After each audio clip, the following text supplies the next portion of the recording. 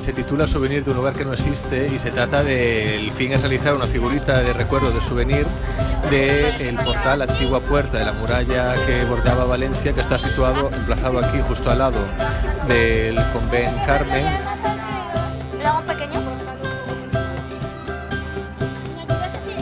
Los niños siempre acogen todo muy bien y cuando ya se trata de cosas manuales, arcilla, pinturas, pues fenomenal.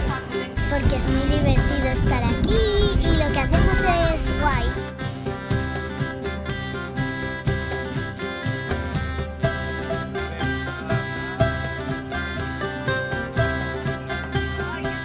Bé, aquesta edició hem tingut des d'espectacle, com teatre, per exemple, han hagut intervencions urbanes al carrer, murals,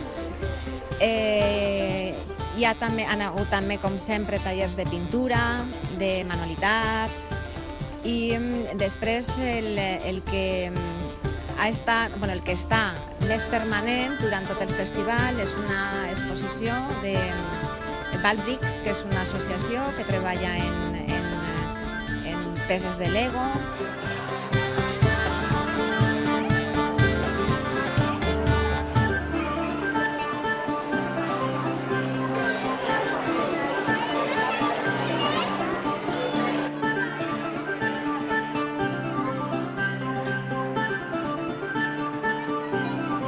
Una ciudad con trenes, un carril bici, un mar con barcos, caravanas y cosas así.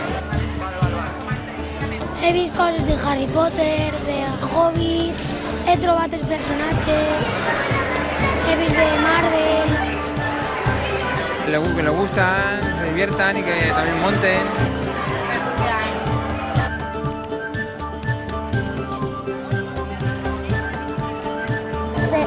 Perquè és com jugar a ser tu per amb joguets.